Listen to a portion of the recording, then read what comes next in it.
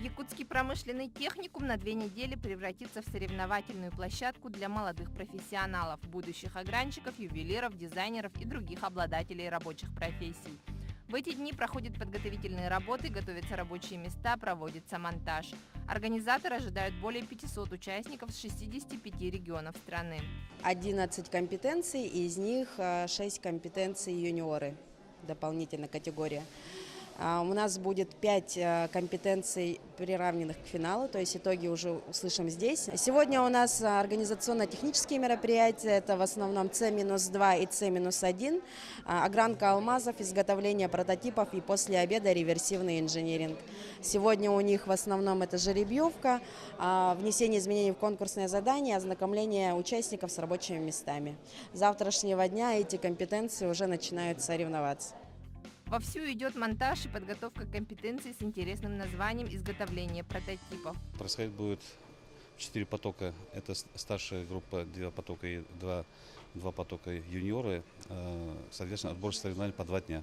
Задача, соответственно, по выданному чертежу сделать модель, 3D-модель по чертежу и потом его, соответственно, изготовить. Будущие огранщики сегодня одни из первых начнут соревновательные дни. А пока ребята знакомятся с рабочими местами и друг с другом. Я приехала из города Москвы. Учусь в колледже предпринимательства номер 11 на технолога огранки алмазов. Мне нравится здесь. Очень такой, приятный город. Учусь ПТУ-16. Первый курс после 9-го. Технология обработки алмазов.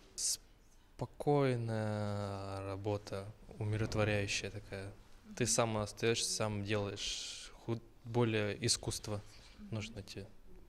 Движение «Молодые профессионалы» оно проводится для поднятия престижа рабочих профессий, для их популяризации и в целом развития, так как мы сейчас понимаем, что именно рабочих кадров у нас сильная нехватка, поэтому это очень мотивирует детей поступать в колледж. В колледже у нас поднимается рейтинг у колледжей. И на сегодня, например, у колледжа проходной балл в среднем идет 4,5. Практически должны поступить у нас отличники только. Параллельно в колледже проходят различные мастер-классы. В первый день их провели студенты медицинского и индустриально-педагогического колледжей.